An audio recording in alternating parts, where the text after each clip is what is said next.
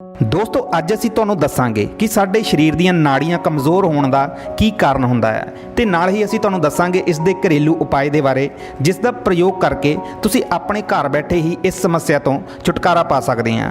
ਤਾਂ ਦੋਸਤੋ ਸਭ ਤੋਂ ਪਹਿਲਾਂ ਸਾਡੇ ਲਈ ਇਹ ਜਾਣਨਾ ਬਹੁਤ ਹੀ ਜ਼ਰੂਰੀ ਆ ਕਿ ਆਖਿਰ ਇਹ ਨਸਾਂ ਦੀ ਕਮਜ਼ੋਰੀ ਜਾਨੀ ਕਿ ਨਾੜਾਂ ਦੀ ਕਮਜ਼ੋਰੀ ਹੈ ਕੀ ਤੇ ਇਸ ਦੇ ਕੀ ਲੱਛਣ ਹੁੰਦੇ ਆ ਤੇ ਕਿੱਦਾਂ ਅਸੀਂ ਜਾਣ ਸਕਦੇ ਆ ਕਿ ਸਾਡੀਆਂ ਨਾੜੀਆਂ ਕਮਜ਼ੋਰ ਆ।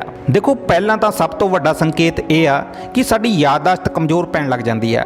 ਅਸੀਂ ਕੋਈ ਸਮਾਨ ਰੱਖ ਕੇ ਭੁੱਲ ਜਾਂਦੇ ਆ ਕਿ ਸਮਾਨ ਕਿੱਥੇ ਰੱਖਿਆ ਸੀ। ਦੇਖੋ ਇੰਨਾ ਹੀ ਨਹੀਂ, ਕਈ ਲੋਕ ਥੋੜੀ ਦੇਰ ਪਹਿਲਾਂ ਕੀ ਗੱਲ ਕੀਤੀ ਸੀ ਉਹ ਵੀ ਭੁੱਲ ਜਾਂਦੇ ਆ। ਦੇਖੋ ਕਈਆਂ ਨੂੰ ਚੱਕਰ ਆਉਂਦੇ ਆ ਤੇ ਅੱਖਾਂ ਦੇ ਮੂਹਰੇ ਹਨੇਰਾ ਆਉਂਦਾ ਆ।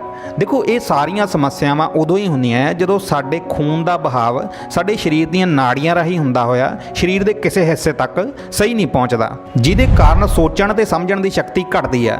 ਇਸ ਤੋਂ ਇਲਾਵਾ ਦੇਖੋ ਨਿਗਾਹ ਦੀ ਕਮਜ਼ੋਰੀ, ਸੁਣਨ ਸ਼ਕਤੀ ਘਟ ਜਾਣੀ ਤੇ ਚੀਜ਼ਾਂ ਨੂੰ ਮਹਿਸੂਸ ਕਰਨ ਦੀ ਸ਼ਕਤੀ ਵੀ ਘਟ ਜਾਂਦੀ ਆ। ਇਸ ਤੋਂ ਇਲਾਵਾ ਬਹੁਤ ਸਾਰੇ ਲੱਛਣ ਐਸੇ ਆ ਜੋ ਕਿ ਸਾਡੇ ਸਰੀਰ ਵਿੱਚ ਦੇਖਣ ਨੂੰ ਮਿਲਦੇ ਆ, ਜਿਵੇਂ ਕਿ ਮਾਸਪੇਸ਼ੀਆਂ ਤੇ ਨਾੜੀਆਂ ਦੀ ਕਮਜ਼ੋਰੀ ਦੇ ਨਾਲ ਸਰੀਰ ਵਿੱਚ ਜਕੜਨ ਤੇ ਖਿੱਚ ਪੈਣੀ ਸ਼ੁਰੂ ਹੋ ਜਾਂਦੀ ਆ। ਇਸ ਤੋਂ ਇਲਾਵਾ ਜਿੱਥੇ ਸਾਡੇ ਸਰੀਰ ਦੀਆਂ ਜ਼ਿਆਦਾ ਨਾੜੀਆਂ ਕਮਜ਼ੋਰ ਹੁੰਦੀਆਂ ਹੈ, ਦੇਖੋ ਉੱਥੇ ਦਰਦ ਦੀ ਸਮੱਸਿਆ ਰਹਿਣੀ ਸ਼ੁਰੂ ਹੋ ਜਾਂਦੀ ਹੈ। ਤੇ ਦੋਸਤੋ ਇਹ ਸਾਡੀ ਛੋਟੀ ਜੀ ਨਾੜੀਆਂ ਦੀ ਕਮਜ਼ੋਰੀ ਸਾਡੇ ਸਰੀਰ ਦੇ ਵਿੱਚ ਬਹੁਤ ਸਾਰੇ ਭੈੜੇ ਰੋਗਾਂ ਨੂੰ ਜਨਮ ਦੇ ਸਕਦੀ ਹੈ। ਦੋਸਤੋ ਜੇ ਅਸੀਂ ਇਸ ਦੇ ਕਾਰਨ ਦੀ ਗੱਲ ਕਰੀਏ ਕਿ ਨਾੜੀਆਂ ਦੀ ਕਮਜ਼ੋਰੀ ਕਿਉਂ ਹੁੰਦੀ ਆ, ਤਾਂ ਦੇਖੋ ਇਸ ਦੇ ਬਹੁਤ ਸਾਰੇ ਕਾਰਨ ਹੁੰਦੇ ਆ, ਜਿਵੇਂ ਕਿ ਡਾਇਬਟੀਜ਼ ਜਾਨੀ ਕਿ ਸ਼ੂਗਰ ਦੇ ਕਾਰਨ, ਜਾਂ ਕੋਈ ਸੱਟ ਚੋਟ ਲੱਗਣ ਦੇ ਕਾਰਨ, ਸੋਜਿਸ਼ ਦੇ ਕਾਰਨ, ਜਾਂ ਫਿਰ ਕੋਈ ਸਰੀਰ ਦਾ ਅੰਗ ਡੈਮੇਜ ਹੋਣ ਦੇ ਨਾਲ ਵੀ ਨਾੜੀਆਂ ਕਮਜ਼ੋਰ ਪੈ ਜਾਂਦੀਆਂ ਹੈ। ਇਸ ਤੋਂ ਇਲਾਵਾ ਜ਼ਿਆਦਾ ਡਰਿੰਕ ਕਰਨ ਦੇ ਨਾਲ, ਜਾਂ ਫਿਰ ਸਹੀ ਡਾਈਟ ਤੇ ਸਹੀ ਖੁਰਾਕ ਨਾ ਖਾਣ ਦੇ ਨਾਲ ਸਰੀਰ ਵਿੱਚ ਨਿਊਟ੍ਰੀਸ਼ਨ ਦੀ ਕਮੀ ਹੋਣ ਦੇ ਕਾਰਨ ਵੀ, ਤੇ ਜੇ ਕੋਈ ਸਰੀਰ ਦੇ ਵਿੱਚ ਟਿਊਮਰ ਬਣਿਆ ਹੈ ਜਾਂ ਫਿਰ ਕੈਂਸਰ ਵਰਗੀ ਭਿਆਨਕ ਬਿਮਾਰੀ ਦੇ ਕਾਰਨ ਵੀ ਇਹ ਨਸਾਂ ਕਮਜ਼ੋਰ ਪੈ ਜਾਂਦੀਆਂ ਹੈ। ਦੇਖੋ ਜੇਕਰ ਸਾਡੇ ਸਰੀਰ ਦੀਆਂ ਕਿਡਨੀਆਂ ਦੇ ਵਿੱਚ ਜਾਂ ਲੀਵਰ ਦੇ ਵਿੱਚ ਕੋਈ ਸਮੱਸਿਆ ਰਹਿੰਦੀ ਆ, ਪੇਟ ਦੀ ਖਰਾਬੀ ਰਹਿੰਦੀ ਆ ਤੇ ਪੇਟ ਦਾ ਚੰਗੀ ਤਰ੍ਹਾਂ ਸਾਫ਼ ਨਾ ਹੋਣਾ, ਜਿਹਦੇ ਕਾਰਨ ਸਰੀਰ ਦੇ ਵਿੱਚ ਗੰਦਗੀ ਜੰਮਣ ਲੱਗ ਜਾਂਦੀ ਆ ਤੇ ਉਹੀ ਟੌਕਸਿਨ, ਉਹੀ ਗੰਦਗੀ ਸਾਡੀ ਨਾੜੀਆਂ ਦੇ ਵਿੱਚ ਜੰਮ ਜਾਂਦੀ ਆ, ਜਿਹਦੇ ਕਾਰਨ ਖੂਨ ਗੰਦਾ ਹੋਣਾ ਤੇ ਗਾੜਾ ਹੋਣਾ ਸ਼ੁਰੂ ਹੋ ਜਾਂਦਾ ਹੈ ਤੇ ਉਸੇ ਕਾਰਨ ਨਾੜਾਂ ਕਮਜ਼ੋਰ ਪੈ ਜਾਂਦੀਆਂ ਹੈ। ਤੇ ਜਿੱਥੋਂ ਤੱਕ ਕਿ ਦਿਲ ਨਾਲ ਜੁੜੇ ਰੋਗਾਂ ਦਾ ਕਾਰਨ ਵੀ ਇਹ ਨਾੜਾਂ ਦੀ ਕਮਜ਼ੋਰੀ ਹੀ ਹੁੰਦੀ ਹੈ। ਦੇਖੋ ਜੇਕਰ ਅਸੀਂ ਆਪਣੇ ਪੂਰੇ ਸਰੀਰ ਨੂੰ ਤੰਦਰੁਸਤ ਰੱਖਣਾ ਚਾਹੁੰਦੇ ਹਾਂ ਤਾਂ ਸਾਡੇ ਸਰੀਰ ਦੇ ਨਰਵਸ ਸਿਸਟਮ ਦਾ ਮਜ਼ਬੂਤ ਹੋਣਾ ਬਹੁਤ ਹੀ ਜ਼ਰੂਰੀ ਆ, ਕਿਉਂਕਿ ਸਾਡੇ ਸਰੀਰ ਦੀਆਂ ਨਾੜੀਆਂ ਹੀ ਸਾਡੇ ਸਰੀਰ ਦਾ ਇੱਕ ਮਹੱਤਵਪੂਰਨ ਅੰਗ ਆ ਜੋ ਕਿ ਸਾਡੀ ਪੂਰੀ ਬਾਡੀ ਨੂੰ ਖੂਨ ਦੀ ਸਪਲਾਈ ਕਰਦੀਆਂ, ਯਾਨੀ ਕਿ ਖੂਨ ਸੰਚਾਰਿਤ ਕਰਦੀਆਂ ਹੈ। ਦੇਖੋ ਜਦੋਂ ਸਾਡੇ ਸਰੀਰ ਦੀਆਂ ਨਾੜੀਆਂ ਕਮਜ਼ੋਰ ਪੈਂਦੀਆਂ ਹੈ ਤਾਂ ਉਦੋਂ ਸਾਡੇ ਸਰੀਰ ਦੇ ਅੰਗ ਕਮਜ਼ੋਰ ਹੁੰਦੇ ਆ, ਮਾਸਪੇਸ਼ੀਆਂ ਕਮਜ਼ੋਰ ਹੁੰਦੀਆਂ ਹੈ, ਜੋ ਕਿ ਕਈ ਸਾਰੇ ਰੋਗਾਂ ਦਾ ਕਾਰਨ ਬਣ ਸਕਦੀ ਆ। ਇਸ ਲਈ ਸਮਾਂ ਰਹਿੰਦੇ ਹੀ ਇਸ ਵੱਲ ਧਿਆਨ ਦੇਣਾ ਬਹੁਤ ਜ਼ਰੂਰੀ ਆ। ਤਾਂ ਚਲੋ ਦੋਸਤੋ ਹੁਣ ਅਸੀਂ ਤੁਹਾਨੂੰ ਦੱਸਦੇ ਹਾਂ ਉਸ ਘਰੇਲੂ ਜ਼ਬਰਦਸਤ ਤੇ ਪਾਵਰਫੁਲ ਉਪਾਅ ਦੇ ਬਾਰੇ ਜਿਸ ਦੇ ਪ੍ਰਯੋਗ ਨਾਲ ਤੁਸੀਂ ਇਸ ਨਾੜੀਆਂ ਦੀ ਕਮਜ਼ੋਰੀ ਨੂੰ ਦੂਰ ਕਰ ਸਕਦੇ ਹਾਂ। ਤਾਂ ਦੋਸਤੋ ਇਸ ਨੁਸਖੇ ਨੂੰ ਬਣਾਉਣ ਦੇ ਲਈ ਤੁਹਾਨੂੰ 3 ਤੋਂ 4 ਚੀਜ਼ਾਂ ਦੀ ਲੋੜ ਪੈਣੀ ਹੈ, ਜੋ ਕਿ ਤੁਹਾਨੂੰ ਬੜੀ ਆਸਾਨੀ ਦੇ ਨਾਲ ਹੀ ਮਿਲ ਜਾਣਗੀਆਂ। ਦੇਖੋ ਜੋ ਇਸ ਨੁਸਖੇ ਦੀ ਮੁੱਖ ਸਮੱਗਰੀ ਆ ਉਹ ਹੈ ਦਾਲਚੀਨੀ, ਵੱਡੀ ਇਲਾਇਚੀ ਤੇ ਲੌਂਗ। ਦੇਖੋ ਚੌਥੀ ਚੀਜ਼ ਤੁਸੀਂ ਪਿਓਰ ਸ਼ਹਿਦ ਲੈਣਾ ਹੈ ਜਾਂ ਫਿਰ ਤੁਸੀਂ ਗੁੜ ਲੈ ਸਕਦੇ ਆ। ਦੇਖੋ ਇਹ 4 ਚੀਜ਼ਾਂ ਬਹੁਤ ਹੀ ਗੁਣਕਾਰੀ ਹੁੰਦੀਆਂ ਹੈ। ਦੋਸਤੋ ਤੁਸੀਂ ਇਸ ਨੁਸਖੇ ਨੂੰ ਤਿਆਰ ਕਿੱਦਾਂ ਕਰਨਾ ਹੈ, ਦੇਖੋ ਸਭ ਤੋਂ ਪਹਿਲਾਂ ਇੱਕ ਪੈਨ ਲਓ।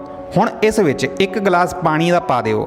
ਉਸ ਤੋਂ ਬਾਅਦ ਗੈਸ ਚੁੱਲ੍ਹੇ ਤੇ ਚੜਾ ਕੇ ਗੈਸ ਚੁੱਲ੍ਹੇ ਨੂੰ ਔਨ ਕਰ ਦਿਓ। ਇਸ ਤੋਂ ਬਾਅਦ ਹੁਣ ਤੁਸੀਂ ਅੱਧੇ ਕੁ ਇੰਚ ਦਾ ਦਾਲਚੀਨੀ ਦਾ ਟੁਕੜਾ ਇਸ ਪੈਨ ਵਿੱਚ ਪਾ ਦਿਓ, ਜਾਂ ਫਿਰ ਜੇ ਤੁਹਾਡੇ ਕੋਲ ਦਾਲਚੀਨੀ ਦਾ ਪਾਊਡਰ ਆ ਤਾਂ ਤੁਸੀਂ 2 ਤੋਂ 3 ਗ੍ਰਾਮ ਦੀ ਮਾਤਰਾ ਦੇ ਵਿੱਚ ਦਾਲਚੀਨੀ ਦਾ ਪਾਊਡਰ ਇਸ ਪੈਨ ਦੇ ਵਿੱਚ ਪਾਉਣਾ ਹੈ। ਉਸ ਤੋਂ ਬਾਅਦ ਹੁਣ ਤੁਸੀਂ ਇਸ ਵਿੱਚ 1 ਵੱਡੀ ਇਲਾਇਚੀ ਤੇ 1 ਲੌਂਗ ਨੂੰ ਚੰਗੀ ਤਰ੍ਹਾਂ ਪੀਸ ਕੇ ਇਸ ਪੈਨ ਦੇ ਵਿੱਚ ਪਾਉਣਾ ਹੈ। ਦੋਸਤੋ ਇਹਨਾਂ ਚੀਜ਼ਾਂ ਦੀ ਮਾਤਰਾ ਦਾ ਖਾਸ ਧਿਆਨ ਰੱਖਣਾ ਹੈ। ਤੇ ਦੇਖੋ ਹੁਣ ਤੁਸੀਂ ਇਸ ਪਾਣੀ ਨੂੰ ਚੰਗੀ ਤਰ੍ਹਾਂ ਉਬਾਲਣਾ ਹੈ ਤੇ ਇਹਨੂੰ ਤਦ ਤੱਕ ਉਬਾਲਣਾ ਹੈ ਜਦੋਂ ਤੱਕ ਪਾਣੀ ਦਾ ਅੱਧਾ ਗਲਾਸ ਨਾ ਰਹਿ ਜਾਵੇ। ਤੇ ਜਦੋਂ ਉਬਲ ਕੇ ਪਾਣੀ ਦਾ ਅੱਧਾ ਗਲਾਸ ਰਹਿ ਗਿਆ ਫਿਰ ਤੁਸੀਂ ਇਸ ਨੂੰ ਕਿਸੇ ਮੱਗ ਦੇ ਵਿੱਚ ਜਾਂ ਕੱਪ ਦੇ ਵਿੱਚ ਪੁਣ ਕੇ ਛਾਣ ਲੈਣਾ ਹੈ। ਦੇਖੋ ਉਸ ਤੋਂ ਬਾਅਦ ਹੁਣ ਤੁਸੀਂ ਇਸ ਵਿੱਚ 1 ਚਮਚ ਸ਼ਹਿਦ ਜਾਂ ਫਿਰ ਅੱਧਾ ਚਮਚ ਗੁੜ ਪਾ ਕੇ ਇਹਨਾਂ ਨੂੰ ਚੰਗੀ ਤਰ੍ਹਾਂ ਮਿਕਸ ਕਰ ਲੈਣਾ ਹੈ। ਤਾਂ ਦੋਸਤੋ ਹੁਣ ਇਹ ਸਾਡਾ ਨੁਸਖਾ ਬਣ ਕੇ ਤਿਆਰ ਹੋ ਚੁੱਕਾ ਹੈ। ਤੁਸੀਂ ਇਸ ਦਾ ਸੇਵਨ ਦਿਨ ਦੇ ਵਿੱਚ 1 ਵਾਰ ਕਰਨਾ ਹੈ। ਤੇ ਦੇਖੋ ਇਸ ਨੂੰ ਲੈਣ ਦਾ ਸਹੀ ਸਮਾਂ ਪਤਾ ਹੋਣਾ ਵੀ ਬਹੁਤ ਜ਼ਰੂਰੀ ਹੈ। ਤੁਸੀਂ ਇਸ ਦਾ ਸੇਵਨ ਸਵੇਰੇ ਖਾਣਾ ਖਾਣ ਤੋਂ ਅੱਧਾ ਘੰਟਾ ਪਹਿਲਾਂ ਜਾਂ ਫਿਰ ਖਾਣਾ ਖਾਣ ਦੇ ਅੱਧਾ ਘੰਟਾ ਬਾਅਦ ਵਿੱਚ ਕਰ ਸਕਦੇ ਆ, ਜਾਂ ਫਿਰ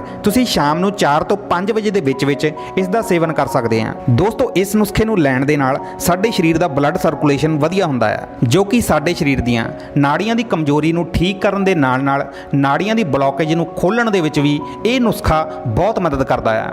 ਕਿਉਂਕਿ ਇਹ ਸਾਡੇ ਖੂਨ ਨੂੰ ਸਾਫ਼ ਕਰਨ ਦਾ ਕੰਮ ਕਰਦਾ ਹੈ। ਤੇ ਇਹਦੇ ਨਾਲ ਹੀ ਦੇਖੋ ਤੁਸੀਂ ਆਪਣੀ ਸਹੀ ਡਾਈਟ ਦਾ ਵੀ ਖਾਸ ਖਿਆਲ ਰੱਖਣਾ ਹੈ, ਜਿਸ ਵਿੱਚ ਤੁਸੀਂ ਵਿਟਾਮਿਨ B12 ਤੋਂ ਬਣੇ ਸਪਲੀਮੈਂਟ ਵੀ ਲੈ ਸਕਦੇ ਆ ਜਾਂ ਫਿਰ ਤੁਸੀਂ ਇਹਨਾਂ ਨੂੰ ਡਾਈਟ ਦੇ ਜ਼ਰੀਏ ਵੀ ਪੂਰਾ ਕਰ ਸਕਦੇ ਆ। ਤੇ ਮੈਂ ਤੁਹਾਨੂੰ ਦੱਸ ਦਵਾਂ ਕਿ ਵਿਟਾਮਿਨ B12 ਦੀ ਕਮੀ ਦੇ ਕਾਰਨ ਹੀ ਨਸਾਂ ਦੀ ਕਮਜ਼ੋਰੀ ਆਉਂਦੀ ਆ। ਇਸ ਲਈ ਤੁਸੀਂ ਦੁੱਧ, ਲੱਸੀ ਜਾਂ ਦਹੀਂ ਇਹਨਾਂ ਤਿੰਨਾਂ ਵਿੱਚੋਂ ਕੋਈ ਵੀ ਇੱਕ ਚੀਜ਼ ਰੋਜ਼ਾਨਾ ਆਪਣੀ ਡਾਈਟ ਦੇ ਵਿੱਚ ਸ਼ਾਮਿਲ ਜ਼ਰੂਰ ਕਰੋ ਤੇ ਆਪਣੀ ਡਾਈਟ ਦੇ ਵਿੱਚ ਹਰੀਆਂ ਸਬਜ਼ੀਆਂ ਸ਼ਾਮਿਲ ਕਰੋ, ਜਿਵੇਂ ਕਿ ਪਾਲਕ, ਸਾਗ ਜਾਂ ਮੇਥੀ ਦੀ ਸਬਜ਼ੀ ਖਾਓ। ਤਾਂ ਦੋਸਤੋ ਅੱਜ ਦੇ ਲਈ ਇੰਨਾ ਹੀ। ਉਮੀਦ ਹੈ ਕਿ ਤੁਹਾਨੂੰ ਇਹ ਜਾਣਕਾਰੀ ਵਧੀਆ ਲੱਗੀ ਹੋਵੇਗੀ।